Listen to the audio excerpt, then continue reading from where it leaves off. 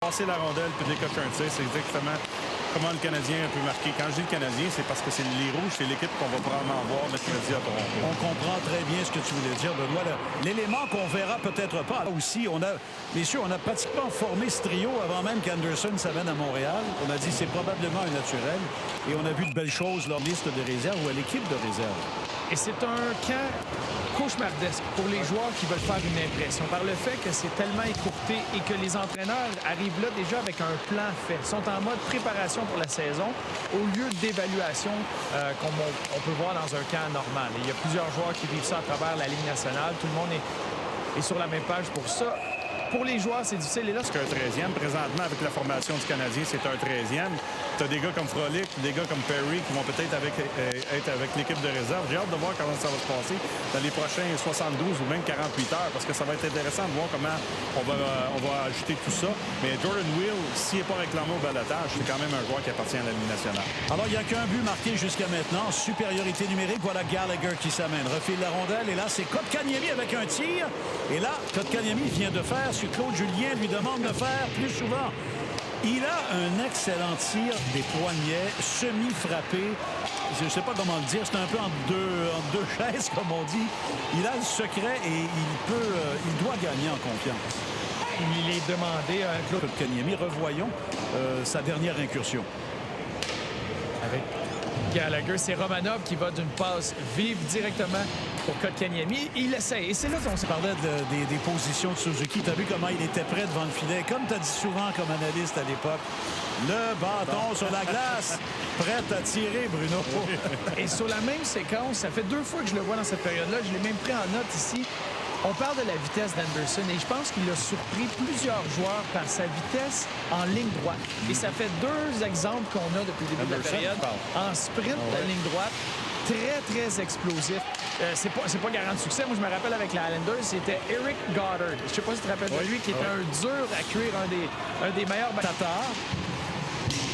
Et c'est lui qui s'avance pour maintenir cette pression. Kotkaniemi est là.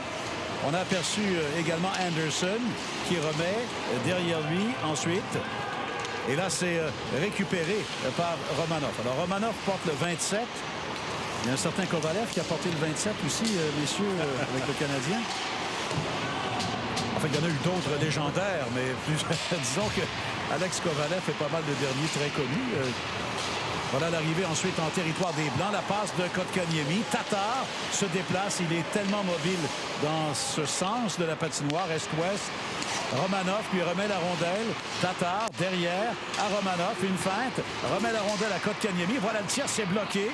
Et un dégagement réussi. Et ça va être le défi. On parle de Kotkaniemi qui veut utiliser son tir plus souvent.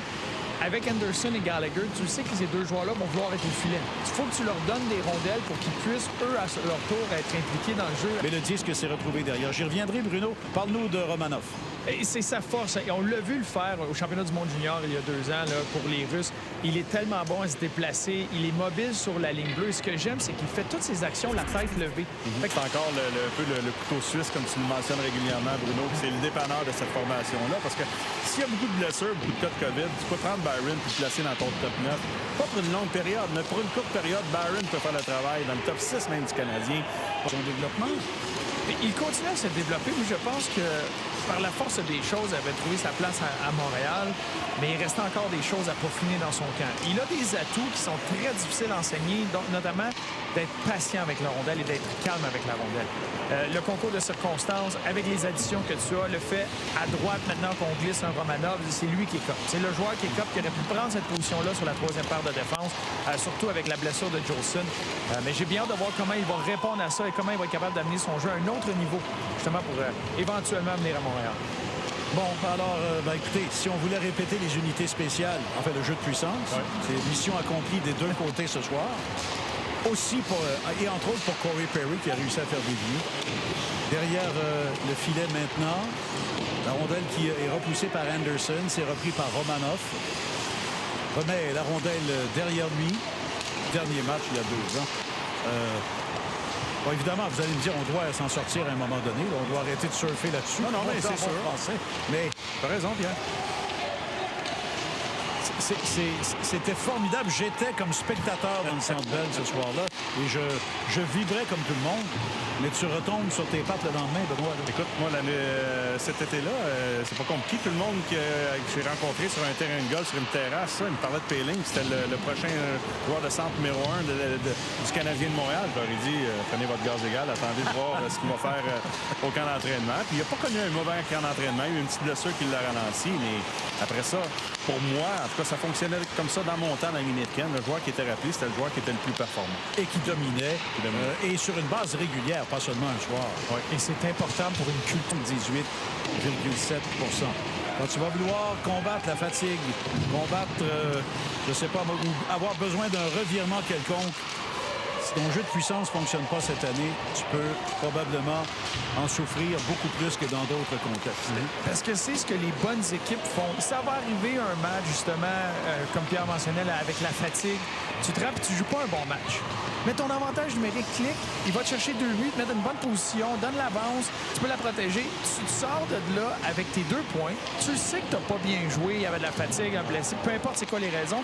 Mais les unités spéciales vont te permettre d'aller chercher ces points-là, gagner. Contrairement à certaines équipes qui travaillent comme des fous, vont avec un échec avant soutenu, travaillent très, très fort, mais se tirent une balle dans le pied parce qu'ils ne sont pas capables de capitaliser. Et là, tu m'ouvres la porte. Il y a peu d'arrêts. Écoutez, vous comprenez qu'on n'a pas non plus à décrire au premier degré tout ce que vous voyez. Moi, je veux qu'on parle justement de celui-là, Brendan